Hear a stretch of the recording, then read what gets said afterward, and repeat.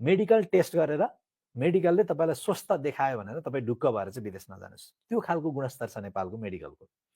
किनभने एजेन्टले तपाईले बुझाउँदा त 5500 बुझाएको छु मैले मेडिकल भन्नुहुन्छ मेडिकल गर्दाखेरि 5500ले मजाले मेडिकल हुनुपर्ने हो तपाईको, मजाले ब्लड टेस्ट हुनुपर्ने हो, मजाले तपाईको टिबीको टेस्ट हुनुपर्ने हो, तपाईको इसिजी हुनुपर्ने हो, तपाईको स्वास्थ्यको इच एन्ड एभ्री जो वैदेशिक रोजगारीमा जाने युवालाई हुन सक्ने खतरा, विदेश नगएर युवा नमरोस्, विदेश नगएर रोग नलागोस्, विदेश नगएर युवाहरू समस्या नपरोस्, भनौँ न त्यहाँ चाहिँ महँगो हुन्छ हस्पिटलहरू भनेर नै नेपालबाट स्वस्थ पठाउन खोज्या हो नि त। तर युवा स्वस्थ गइरहेको छैन।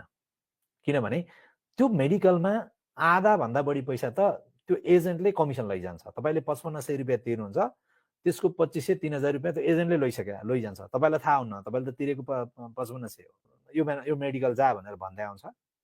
त्यही मेडिकल तपाईँ जाने हो हैन, त्यही मेडिकल तपाईँ जाने हो, तर अप्रत्यक्ष रूपमा उसले त्यहाँबाट कमिसन पाएर आउँछ ठुलो रकम।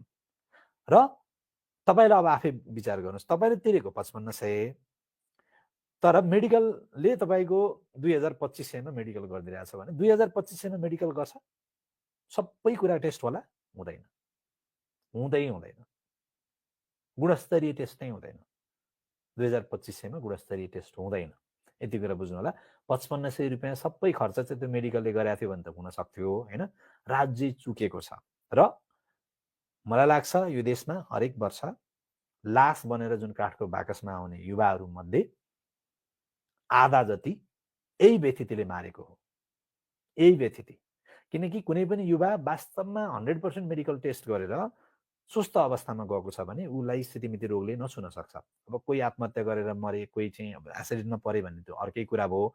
अन्यथा कोही सुत्दै मरे, हामीले सुनिरहेका हुन्छौँ कतिपय हैन त्यस्ता घटनाहरू। कोही हार्ट एट्याक आएर मरे,